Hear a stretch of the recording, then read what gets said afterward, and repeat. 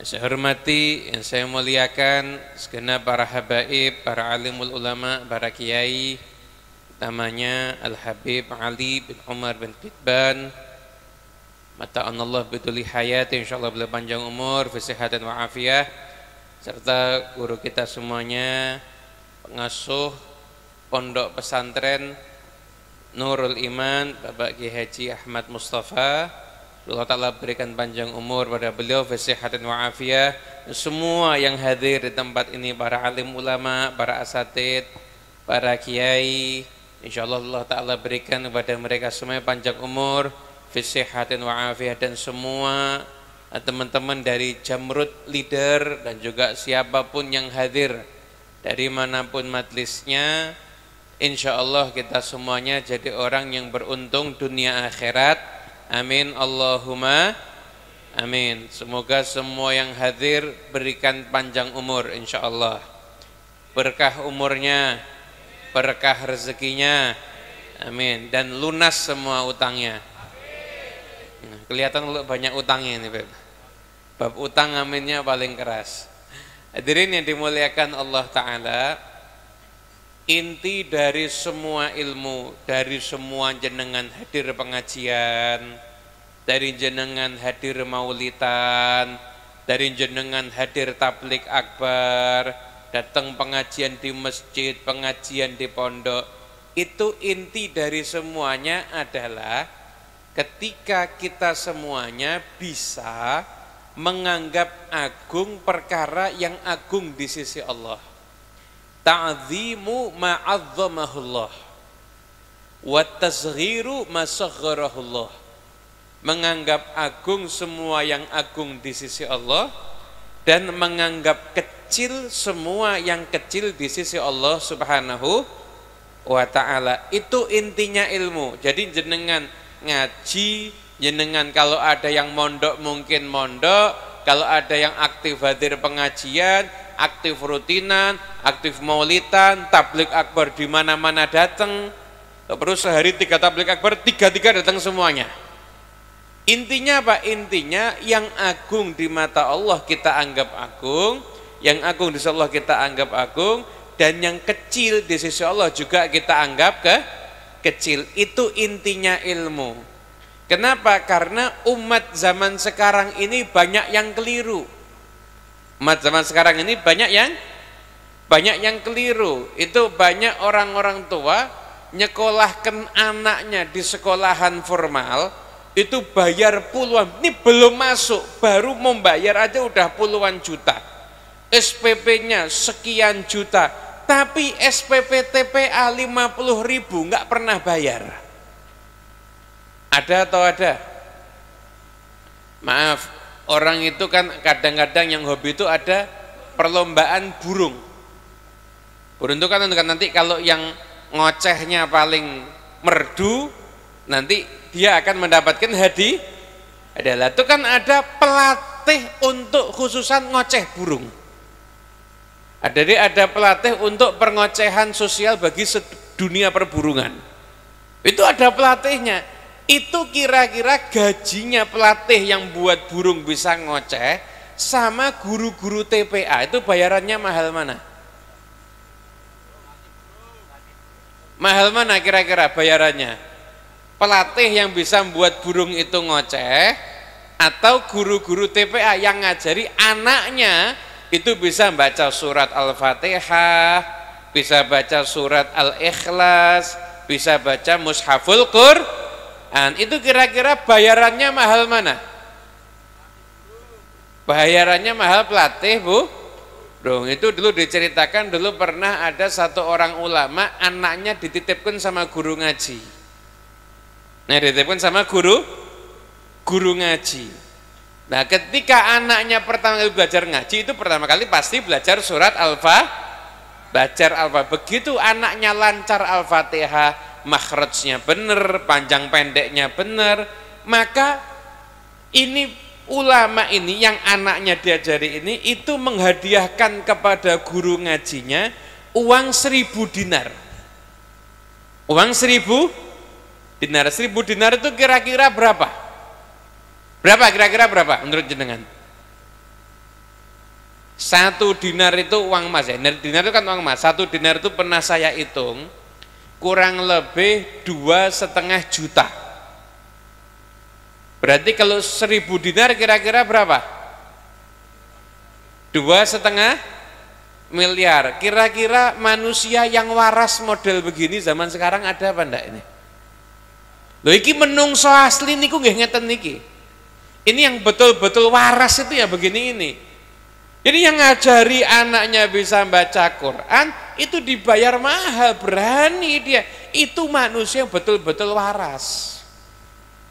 Berarti kalau zaman sekarang berani mengeluarkan duit macam-macam untuk guru ngaji anak, tidak berani mengeluarkan duit, berarti kurang waras. Dan jenengan termasuk yang mana? Yang waras apa yang kurang? Semoga yang waras semuanya insyaallah. Amin Allahumma amin. Muga-muga sing ngamini banter lo dongake utangi lunas. Ya, langsung amin semuanya. Emang kelihatan wajah-wajah utang-utang tuh kelihatan memang. Hadirin yang dimuliakan Allah Ta'ala. Jadi intinya ilmu tuh itu bagaimana kita bisa mengagungkan urusan sholat, mengagungkan urusannya Gusti Allah Subhanahu wa Ta'ala. Nyun ngapunten. Saya mau nanya, jawab jujur. Pakaian kita kalau sholat sama kalau kondangan bagus mana? Jujur, bagus mana? Kondangan. Padahal sudah tiap hari ngaji. Tapi bajunya untuk sholat sama baju untuk kondangan lebih bagus baju untuk kondangan. Ngapunten, pernah ndak beli baju khusus iki tak niati engko nek arep kondangan? Pernah ndak mikir begitu? Pernah ndak beli baju tak niati ini mau sholat ngadep Gusti Allah?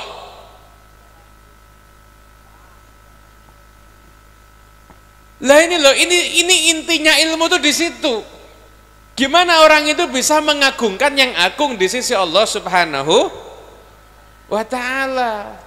Jangan kan, masya Allah kan rata-rata pekerja semuanya, insya Allah. Dodo dapat rezeki yang berkah, insya Allah. Nah, sekarang jenengan mungkin kerja sama orang, nanti jenengan jadi bosnya. Langsung amin semangat ini. Kalau jenengan itu kerja dengan kerjakan niatnya untuk cari rezeki. Rezeki yang ngasih siapa pada hakikatnya? Allah. Cuma kita namanya manusia itu punya kewajiban imaratul ardi, memakmurkan bumi. Ya kita selain ibadah kita juga kerja. Kalau ada tempat kerja kok jenengan dipersulit untuk sholat, dipersulit untuk sholat, monggo keluar mawon. Oh beb lah engkau nanti mau makan apa? Makan nasi tetap. Nggak jadi makan rumput tetap, insya Allah nggak makan rumput, tetap makan nasi insya Allah, nggak makan rumput kok, aman-aman aja. Kenapa? Karena sehebat apapun pekerjaan Anda, sebesar apapun gajinya, sedahsyat apapun fasilitas yang diberikan, kalau Anda tidak sholat, itu pekerjaan jadinya nggak berkah. Sesuatu itu kalau nggak berkah berarti nggak ada kebaikan di dalamnya.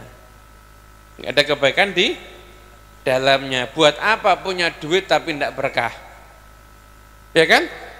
Milih mana? Kaya nggak berkah atau nggak kaya tapi berkah?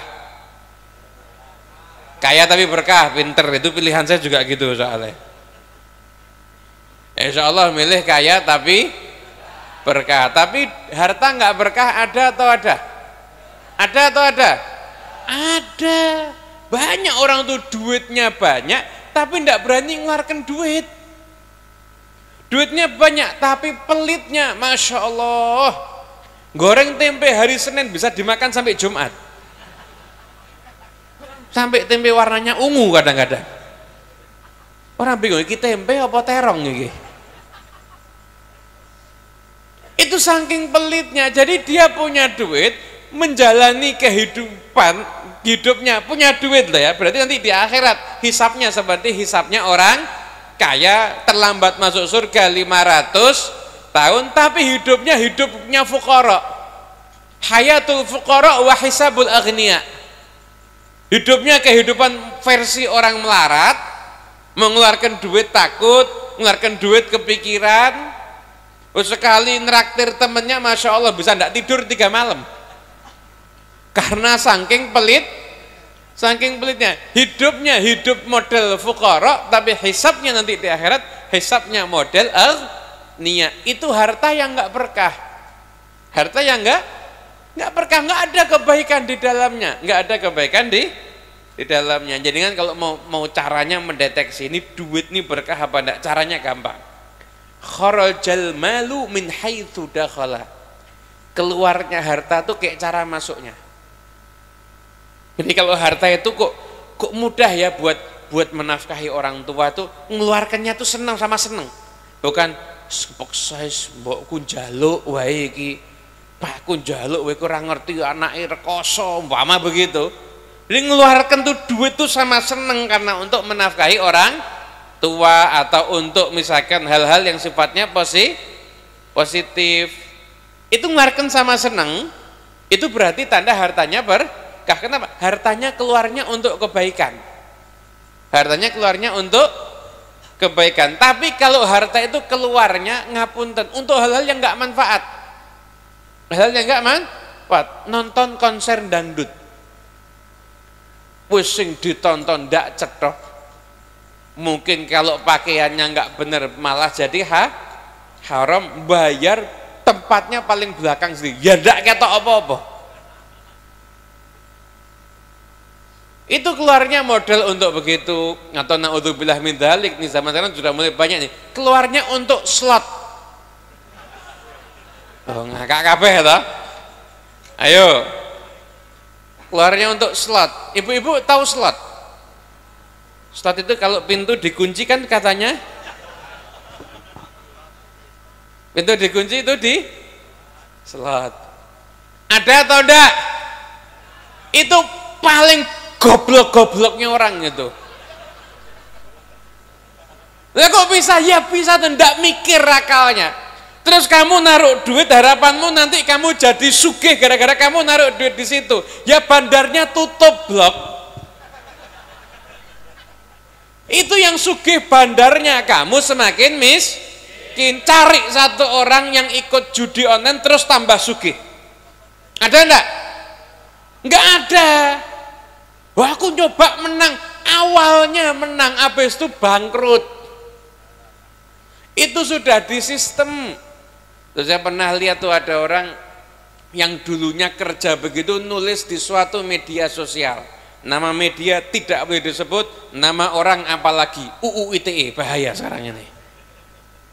Itu dia bilang, dia kerja di situ, dia bilang goblok-gobloknya orang tuh yang naruh di situ. Kenapa? Itu yang kaya bandarnya. Lah kalau bandar tuh mau menjadikan kaya orang-orang yang naruh, ya bandarnya miskin. Kan enggak mikir itu. Memang di setting pertama kali orang, nah masang mesti menang. Cuma memang judi ini penyakit. Betul, ini dulu pernah ada satu ustadz curhat sama saya. Dia didatengin suami istri, yang istri ngamuk sama suaminya. Kenapa? Karena main slot. Minta untuk pisah. Didamaikan sama ustadznya, suaminya janji-janji, sumpah sumprit semprong pokoknya semuanya. Pokoknya tidak mau ngulangi lagi. Beberapa bulan kemudian kelihatannya akur. Ternyata usut punya usut, main slot bareng suami istri.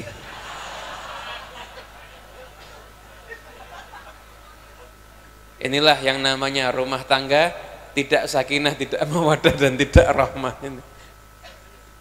Itu kecanduan. Jangan mikir dapat duit dalam jangka waktu cepat. Hidup itu jangan mengukur punya duit atau tidak punya duit. Saya tahun lalu berangkat umroh. Tahun lalu saya ditakdir berangkat umroh. Dan semua insya Allah sempat umroh. Amin. Subhanallah, saya perhatikan yang berangkat bareng sama saya itu 60% tidak ada yang punya duit. Tidak ada yang punya. Lah kok bisa berangkat, Beb? Ya Allah yang ngatur. Allah yang ngatur. Punya dulur sudah lama tidak pernah berkomunikasi, tiba-tiba telepon, mangkato aku sing bayar. Nggak disangka-sangka, nggak pernah berkomunikasi lama kok tiba-tiba telepon bayari. Terus begitu, banyak kejadiannya. Jadi hidup bahagia itu nggak nunggu dengan banyak harta. Kalau kebahagiaan itu masih tergantung dengan sebab, itu namanya bukan bahagia. Kenapa? Karena kalau sebabnya hilang, bahagianya juga akan hilang. Paham? Gimana bahagia itu tanpa sebab? Allah meletakkan kebahagiaan di dalam hati kita. Bahagia itu yang dari Allah Ta'ala ini tidak bisa dicabut dengan apapun juga. Mau punya duit, mau tidak punya duit, mau model apapun juga, kejadian yang terjadi tidak bisa mencabut kebahagiaan yang ada di dalam hatinya. Kenapa? Yang meletakkan Allah. Uripe seneng tok. Uripe seneng tok. Pas dapat nikmat wajar dia seneng. Pas diuji sabar tapi juga seneng. Kenapa? Bayangkan ganjaranku ting swarga akeh iki.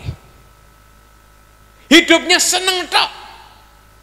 Itu kalau Allah Ta'ala yang meletakkan kebahagiaan dalam hatinya.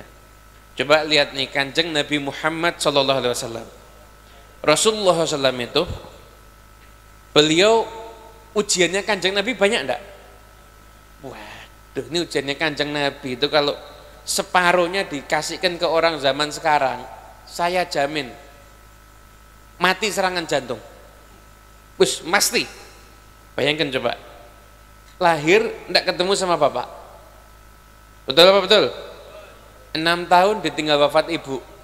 Berarti umur 6 tahun sudah yatim piatu. Dirawat sama kakek. Umur 8 tahun kakeknya meninggal dunia. Kemudian beliau kerja, bantu tinggal apa? Kerja ikut pamannya. Ngelamar anak pamannya ditolak. Pernah Kanjeng Nabi ngelamar ditolak juga pernah. Saya pernah didatangi anak muda minta wiritan biar kalau ngelamar enggak ditolak. Tak jawab, maca Yasin ping 44. Insya Allah, terus gimana Beb? Ya insya Allah nanti apa kata takdir. Itu kan Nabi pernah ngelamar ditolak juga pernah. Setelah itu dakwah difitnah, dituduh. Dari keadaan Nabi Muhammad orang yang paling dihormati di Mekah dituduh macam-macam. Ditinggal wafat istrinya pernah. Punya anak laki 3 semua wafat di masa hidupnya Nabi Muhammad. Dilempari pernah, dikucilkan pernah. Percobaan pembunuhan berkali-kali. Diusir dari kotanya pernah. Difitnah pernah. Macam-macam, diganggu rumah tangganya pernah. Apa ujiannya nggak pernah diterima sama Rasulullah SAW. Tapi tidak ada orang yang paling banyak senyum seperti banyaknya senyumnya Nabi Muhammad SAW. Artinya yo mesem Kanjeng Nabi. Coba orang kasih 1/4 aja ujiannya kayak Kanjeng Nabi. Waduh, ndak bisa mesem, ndak bisa senyum mungkin. Hidup itu kalau kepengen bahagia, jangan pilihannya nunggu kalau saya punya ini, nunggu kalau begini. Bahagia itu dari pola pikir. Pola pikir yang gimana? Pola pikir yang manut, yang ikut sama aturannya Allah dan Kanjeng Nabi, nanti baru bahagia. Kadang-kadang aku pokoknya nek rabi, umpama karo Yusumini, insyaallah aku seneng uripku. Tidak ada jaminan. Pokoknya kamu mau nikah, pokoknya tinggal nih nikah, tinggallah lamar. Lamarannya ditolak, tidak apa-apa. Kalau mau nekat lamar lagi, kalau tidak mau nekat lamar yang lain, selesai. Kok bingung lamaran ditolak, mau minum obat nyamuk, obat baygon. Saran tuh yang lamaran ditolak mau minum baygon, saya sarankan sama botolnya sekalian dikunyah. Sekalian. Hadirin yang dimuliakan Allah Ta'ala. Jadi intinya ilmu itu kita bisa nganggap besar apa yang besar di sisi Allah Ta'ala. Itu nanti yang akan menghasilkan kebahagiaan dalam diri kita.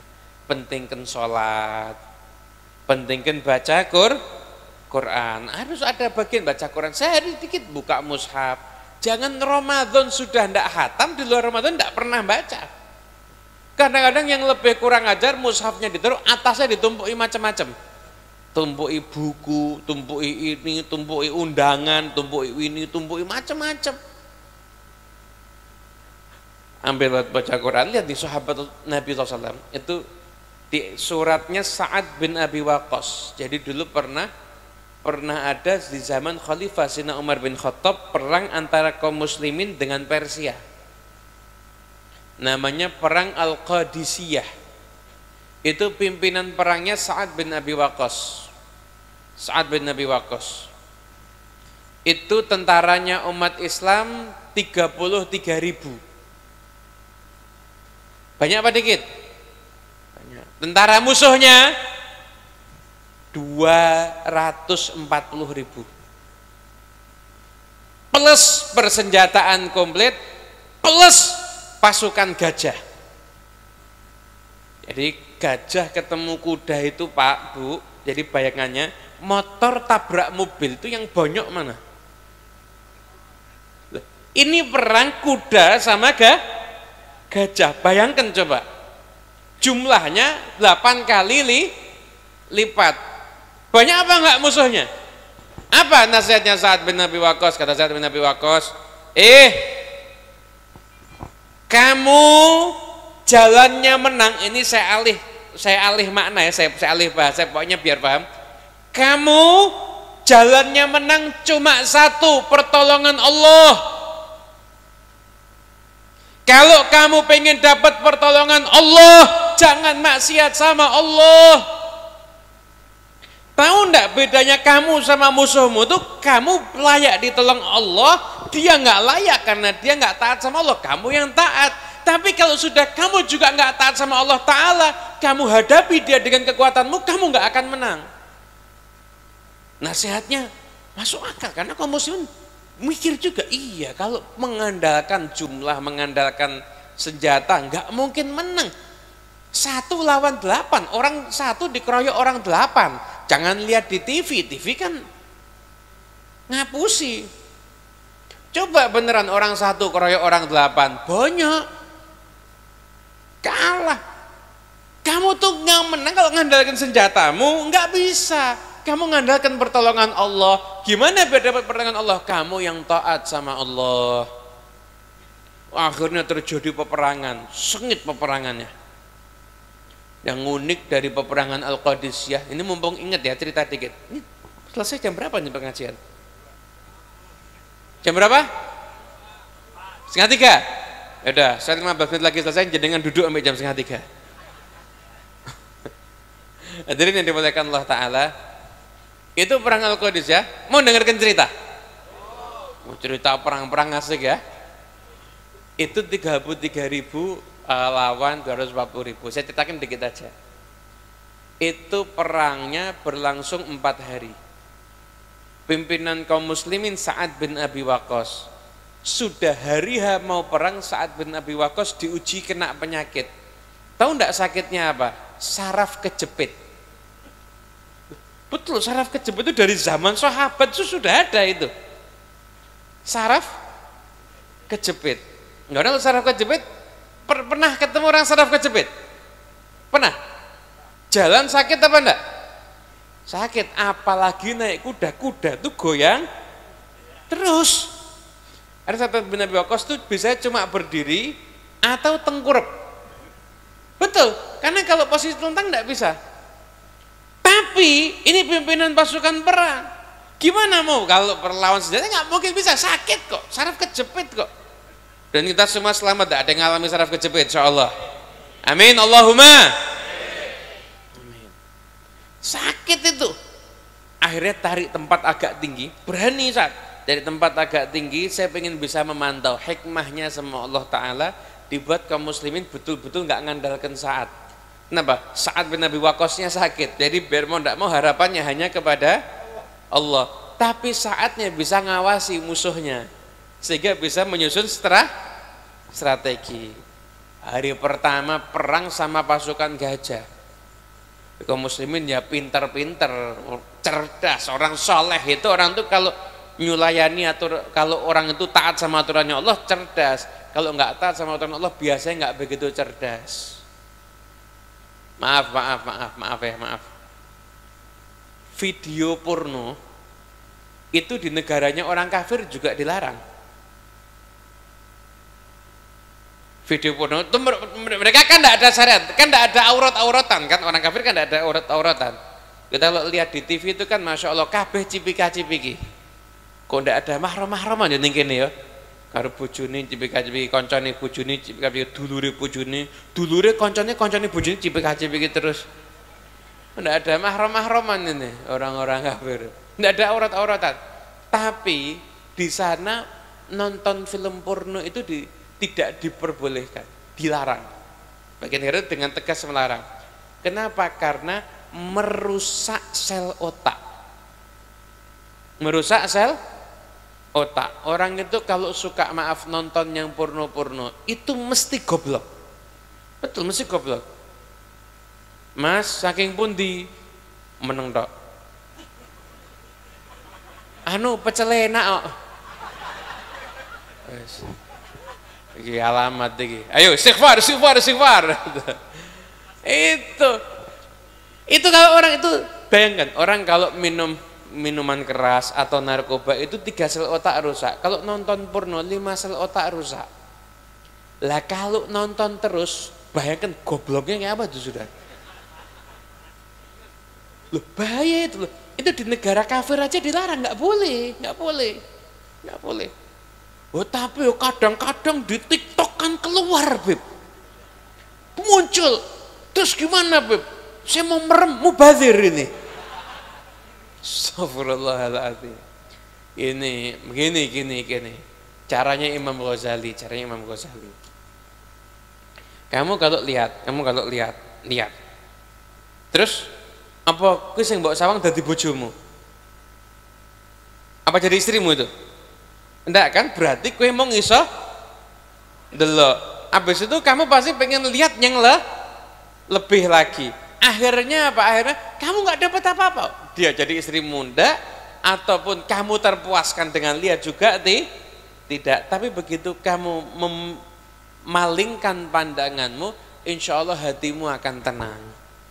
Makanya sampai dalam hadis Nabi bersabda, kalau ada orang bisa jaga pandangan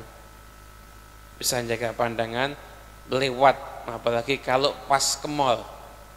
Di mall itu kan banyak orang ke mall tapi pakaiannya kekurangan bahan. Pakai celana, bukan dulu kan celana penderan, celana pendek. Sudah pendek, wetat. Itu kalau astagfirullahaladzim. Astagfirullahaladzim, noleh ke sini. Padahal orangnya juga di sini.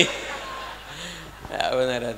Noleh astagfirullahaladzim. Dia tidak mau lihat dia bisa jaga pandangan, maka sama Allah akan aku ganti dengan lezatnya ibadah bisa dirasakan di hatinya. Ibadah bisa dirasakan di hatinya. Kira-kira pas ada perempuan cantik noleh itu pahala apa enggak? Itu amal soleh apa enggak? Mas, jawaban niki. Woi, halo. Enek wong wedok ayu. Ini paham bahasa Jawa apa enggak sih? Ada yang paham, ada yang enggak. Tapi rata-rata paham ya. Enek wong wedok ayu. Nanti ngomong pakai bahasa Indonesia tuh kurang lega nih. Cara Jawa mantep lega.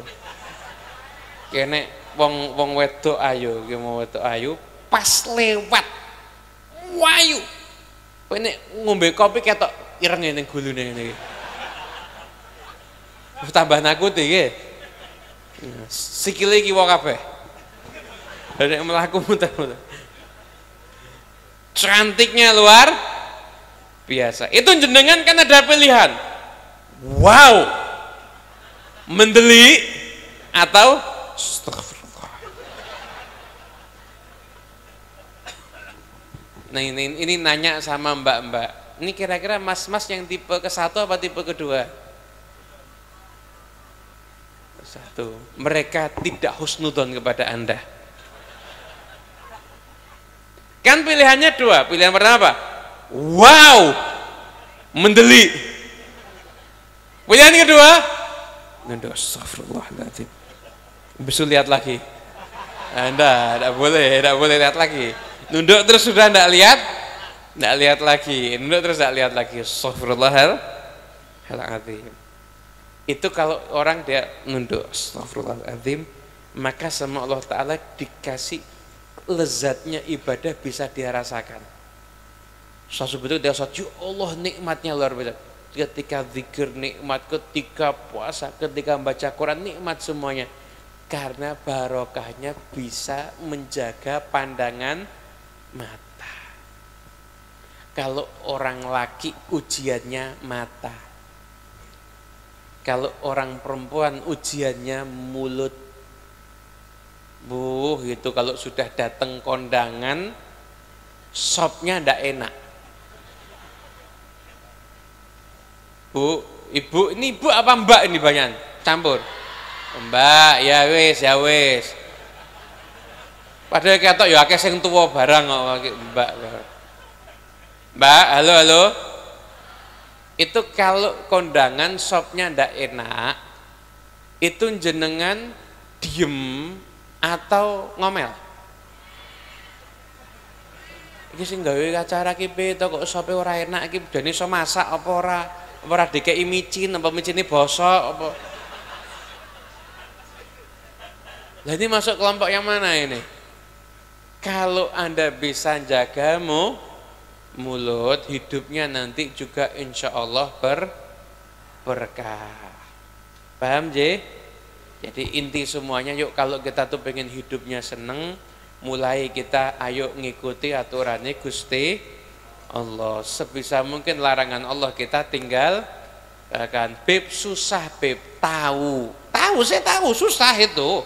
Saya enggak bilang ini gampang, enggak, susah, betul susah kalau kita dengan kekuatan kita sendiri. Tapi kalau kita sering minta sama Allah Subhanahu wa taala, ya Allah kasih aku kekuatan untuk melaksanakan aturanmu. Ya Allah kasih aku kekuatan untuk taat. Ya Allah kasih aku kekuatan untuk bisa menjauhi maksiat. Insya Allah nanti akan ditolong sama Allah Subhanahu wa taala. Lah jenengan tadi mas tadi, jenengan kan tadi ada perempuan cantik kan jenengan terus ndak lihat kan mas. Potongannya jenengan potongan orang-orang soleh kan. Kalau yakin jenengan niku mesti astagfirullah. Mesti yakin astagfirullah nih wajah-wajah nih bercahaya itu. Tuh yang tengah tuh bercahaya semua. Berarti saya ngarep peteng ya. Itu kan wajah-wajah soleh-soleh semua aja. Jenengan begitu merem kan enggak lihat kan amal soleh berat itu, jadi pengen penasaran kok mancung umpama gitu, kok ayu umpama gitu, tapi tahan enggak boleh. Saya berdoa ya Allah aku menahan mataku tidak melihat wanita cantik, ya Allah anugerahkan kepadaku istri yang cantik, mustajab insya Allah dapat istri solehah cantik. Amin Allahumma. Mau apa ndak? Beb wis kadung rabi piye beb? Aku tahu curhatan isi hatimu, aku ngerti. Ya pokoknya tetap tuh siapa tahu langsung istrinya berubah. Langsung loh. Ada perempuan tuh cantik, ada perempuan tuh nikmat untuk dipandang. Karena Anda menjaga pandangan, tiba-tiba istri Allah menyenangkan dipandang. Sampai aku ndak usah makan, cukup melihat dirimu sudah kenyang. Gombal.com.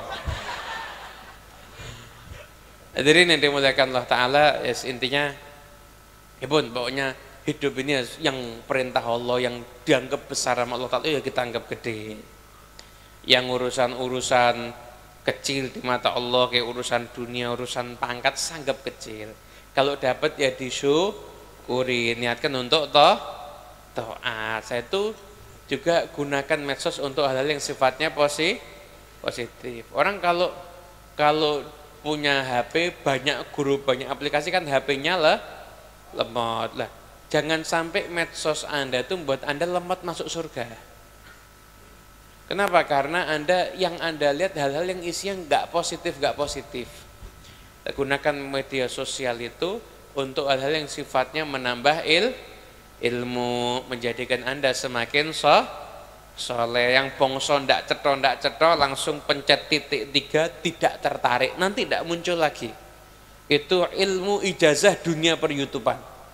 Kan ada dengan pencet titik 3 tidak tertarik. Artinya apa?